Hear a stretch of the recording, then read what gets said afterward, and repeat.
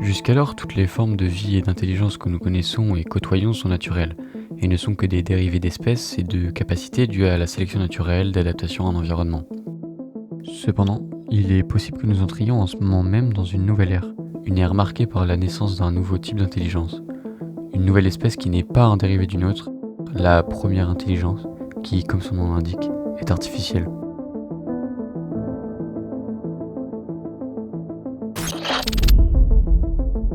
C'est une intelligence qui est entièrement créée par autre chose que la nature elle-même, et cela est tout à fait inédit et extraordinaire. Tout d'abord, avant d'évoquer le potentiel futur des IA, revenons sur son origine, comment elle s'est construite par les humains, tout en se développant par elle-même. Mais sous digression très importante, abordons avant cela comment se forme normalement une espèce sur Terre. Repartons du début, Lucas. Eh bien, pour ceux qui ne connaissent pas l'histoire de l'évolution, voilà un bref résumé. Il y a environ 3,8 milliards d'années, alors que la Terre était majoritairement composée d'eau et de volcans, les scientifiques s'accordent à dire qu'un être vivant était présent. Ils l'ont nommé Lucas, pour Last Universal Common Ancestor. Commun à qui, me direz-vous ? Eh bien, à toute forme de vie présente sur Terre.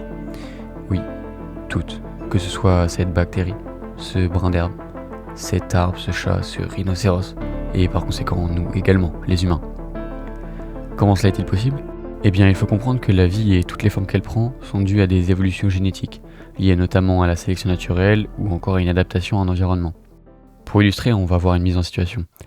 Un groupe d'oiseaux sont sur une terre quelconque et se séparent en plusieurs sous-groupes qui vont chacun explorer de nouveaux endroits. Un des groupes sur lesquels on va se concentrer se retrouve sur une île et décide de s'y installer.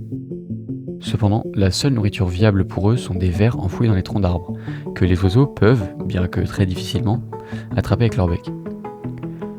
On fait donc un grand saut dans le temps, et quelques années ont passé.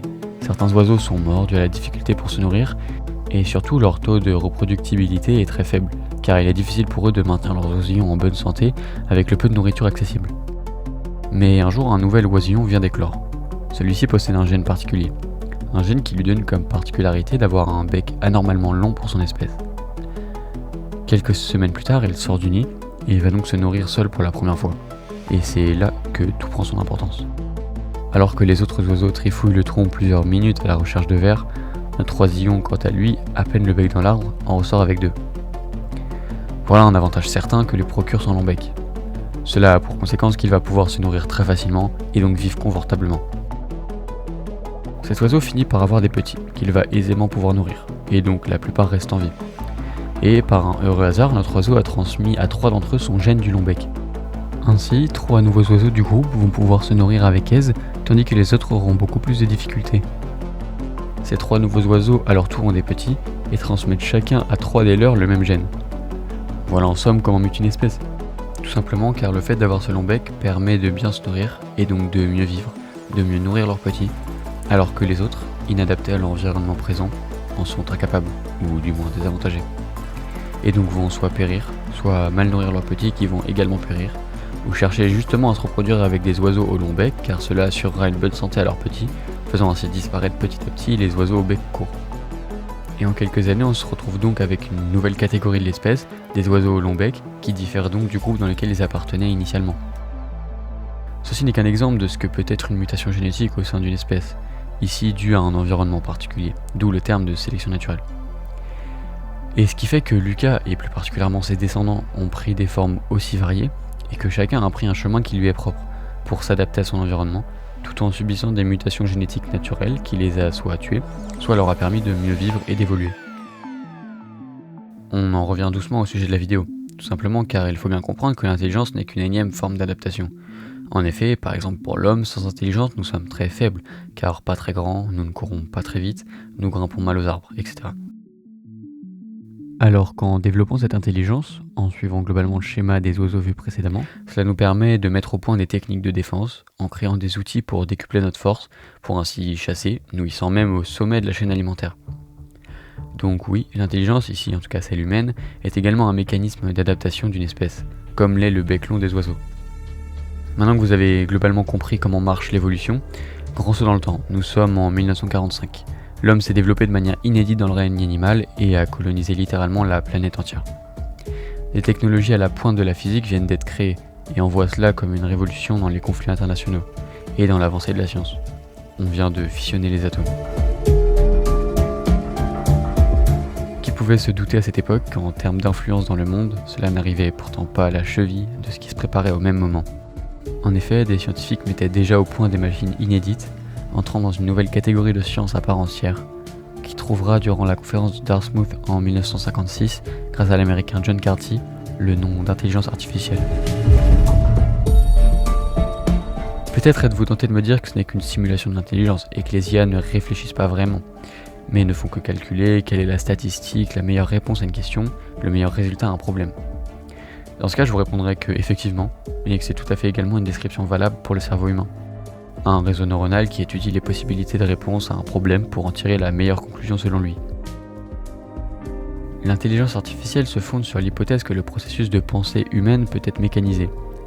De récentes recherches en neurologie ont montré que le cerveau était un réseau électrique de neurones qui envoyaient des impulsions de type tout ou rien. On y reviendra un peu plus tard. La théorie de l'information de Claude Shannon détaille des signaux numériques, des signaux tout ou rien donc, et la théorie du calcul d'Alan Turing montre que toute forme de calcul peut être représentée numériquement. Ainsi, les relations étroites entre ces idées suggèrent la possibilité de construire un cerveau artificiel. En 1951, un étudiant nommé Marvin Minsky, en collaboration avec Dean et Munzil, construit la première machine à réseau neuronal, le SNARK. La même année, en utilisant la machine Ferranti Mark I de l'université de Manchester, Christopher Strachey a écrit un programme de jeu de dames. Au milieu des années 1950 et au début des années 1960, une évolution de ce programme a fini par acquérir un niveau suffisant pour défier un bon amateur. Donc on voit déjà qu'en termes de raisonnement sur des sujets spécifiques, l'IA commence à pouvoir tenir tête aux humains. En 1955, un nouveau programme est créé et finira par démontrer 38 des 52 premiers théorèmes des Principia Mathematica, et a même trouvé des démonstrations, je cite, inédites et élégantes. Cela peut paraître anodin comme ça, mais cela veut simplement dire que l'IA est, dès 1955, capable de trouver des solutions au fondement des mathématiques, et qui plus est de manière inédite, soit avec une réflexion différente de celle des humains. Elle ne se contente pas de reproduire, elle innove. Je ne suis pas sûr que ce soit tout à fait nécessaire de vous montrer ce dont l'IA est capable aujourd'hui. Je pense que vous êtes déjà au courant. Entre génération de textes ultra complète, génération de vidéos presque indifférenciables de la réalité, ou encore génération de musique faisant le tour du monde pour leur qualité et l'innovation que cela représente.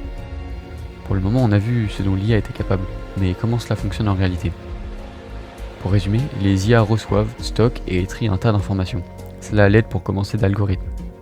En somme, c'est comme si on avait une recette de cuisine, qui, si on suit les indications, permet d'obtenir un certain résultat.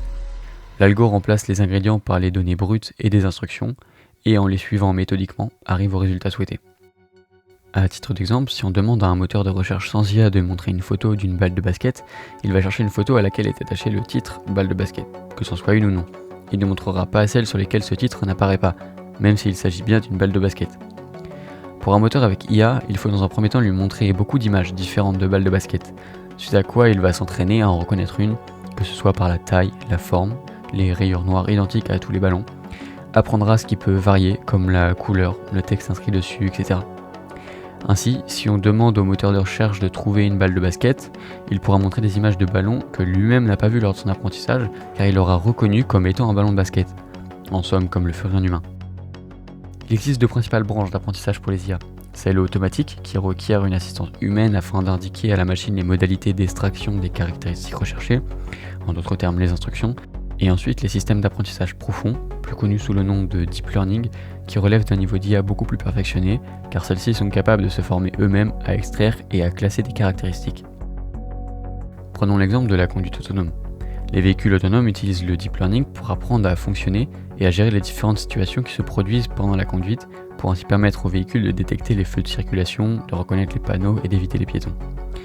Car sans ça, impossible de comprendre par exemple que ce feu rouge indique la même chose que celui-là, ou celui-là. Bref, en somme, cela permet d'apprendre par elle-même. Déjà en 1950, Alan Turing, un pilier dans le domaine, disait que nous ne pouvons pas envisager l'ampleur du travail qu'il reste à accomplir. Peut-être serait-il étonné de l'évolution qu'a subie l'IA, et pourtant, la même phrase pourrait être prononcée aujourd'hui sans aucun problème. En effet, vous l'avez sûrement entendu pléthore de fois, mais nous ne sommes qu'au début de l'ère de l'intelligence artificielle. Et pourtant, nous sommes déjà passés en seulement 2 ans de ça à ça. Pour entrevoir le potentiel de ce que peut devenir l'IA, laissez-moi vous parler des technologies quantiques. Jusqu'alors, les ordinateurs que nous utilisons fonctionnent de manière binaire. Les informations reçues et traitées par l'ordi sont représentées par une suite de 0 et de 1. 0 indiquant un rien et 1 indiquant un tout, comme on a vu précédemment pour le cerveau humain. En d'autres termes, le 0 équivaut à éteint et 1 équivaut au courant qui passe. En combinant des suites de 0 et de 1, on peut donc arriver à des informations ultra complexes en le traduisant en langage. Par exemple, avec 1 bit, on a deux possibilités, 0 ou 1. Avec 2 bits, on a 4 possibilités, 0, 0, 0, 1, 1, 1 ou 1 et 0. Et puisque le nombre de possibilités est exponentiel, avec 8 bits, on obtient déjà 256 possibilités. Et ces infos apparaissent donc comme un langage pour l'ordinateur. L'ordinateur quantique, quant à lui, traite des données appelées qubits, qui représentent le 0, le 1 ou les deux à la fois. Comment est-ce possible ? Eh bien, tout simplement grâce aux propriétés mêmes de la physique quantique, ici notamment la superposition quantique. En effet, dans ce domaine de physique, les éléments peuvent être dans deux états à la fois, en même temps là et pas là, ici en même temps allumé et éteint. Alors je comprends que ça puisse paraître très flou, et je vous conseille d'ailleurs de regarder cette vidéo de Dr Nussman qui explique beaucoup plus en détail comment cela fonctionne. Car malheureusement ici je ne vais pas pouvoir développer ce sujet, sinon la vidéo durerait excessivement longtemps. Ce qu'il faut retenir pour le moment est que cela permet de pouvoir gérer énormément d'informations en simultané, et ainsi d'augmenter la puissance et la vitesse de calcul de manière démesurée. Pour que vous compreniez bien à quel point ça l'est, l'ordinateur quantique Willow de Google a résolu en 5 minutes un problème qui, selon les estimations, aurait pu être résolu par le meilleur ordinateur binaire spécialisé en calcul en 10 septillions d'années. Cela représente ce nombre de zéros, et on parle bien d'années là. Cette stat complètement folle vous fait sûrement réaliser le potentiel exceptionnel de ces technologies, si vous ne les connaissiez pas déjà. Certains pensent même que ces ordinateurs pourront résoudre la faim dans le monde en calculant comment optimiser au maximum nos cultures ou faire des simulations ultra complexes afin de prévoir et éviter les catastrophes naturelles, etc. Mais désormais imaginez ces mêmes ordinateurs couplés à l'IA, des IA quantiques ainsi infiniment plus puissantes que celles que nous connaissons aujourd'hui. Peut-être ne sommes-nous même pas capables d'entrevoir ce que cela pourrait donner. D'autant plus qu'avec le fonctionnement du deep learning vu précédemment, ces IA apprennent par elles-mêmes, mais à une vitesse dépassant toute forme d'intelligence connue sur Terre, accélérant le processus d'apprentissage encore et encore, jusqu'à peut-être même devenir des super-intelligences. Ego développe dans cette vidéo un point très intéressant. Du fait que les IA sont capables de s'auto-améliorer grâce au deep learning, chaque nouvelle auto-amélioration leur permet de s'auto-améliorer encore plus rapidement, à des stades de plus en plus élevés à chaque fois. Ainsi, les IA pourraient, hypothétiquement du moins, atteindre un nouveau stade de leur évolution, un stade d'intelligence que nous ne pouvons même pas concevoir, une sorte de super-intelligence, une forme qui nous est encore inconnue. La chose particulière avec cette hypothèse est que cette intelligence naîtrait donc d'une base artificielle, créée initialement par l'homme, nouveau créateur, qui plus est d'une intelligence supérieure à tout ce qui fut créé naturellement sur Terre. Je ne sais pas si vous mesurez l'importance d'une telle révolution. D'une part, ce qu'elle engendrera comme changement d'un point de vue physique bien sûr, car la manière de fonctionner du monde changera probablement radicalement, puisque que cet outil reste sous notre contrôle ou non, cela reste d'une puissance inimaginable aujourd'hui. Mais d'une autre part, d'un point de vue plus philosophique, ceci serait d'un bouleversement sans précédent dans la création de la vie. En effet, outre qu'une nouvelle forme d'intelligence, ne serait-ce pas une sorte de nouvelle forme de vie qui naîtrait alors ? Évidemment, ceci est à prendre avec d'énormes pincettes, car ce n'est qu'un questionnement personnel qui n'engage qu'à la réflexion et pas une vérité énoncée. Cependant, si on y réfléchit un peu, qu'est-ce qui empêcherait ces IA d'être alors considérées comme une nouvelle espèce ? Elles s'améliorent elles-mêmes, ont besoin d'énergie pour rester en vie, communiquent de manière infiniment complexe, pourraient se répandre en construisant elles-mêmes des nouveaux serveurs, etc. Les IA étant le cerveau de cette espèce, leur corps pourrait prendre n'importe quelle forme, que ce soit un robot humanoïde, un ordinateur, etc. Et pourrait donc théoriquement construire une société entière. La seule différence serait donc en réalité que son fonctionnement et son apparition diffèrent de toute forme de vie jusqu'alors connue sur Terre. Ainsi, nous en revenons à la phrase de départ. Ne serions-nous pas en train d'assister à la naissance d'une forme de vie inédite, créée par l'homme, surpassant toute forme d'intelligence connue jusqu'alors sur Terre ? Une création artificielle, ainsi la seule espèce n'ayant pas le même ancêtre commun, s'apprêtant peut-être à révolutionner le fonctionnement même de la vie dans l'univers.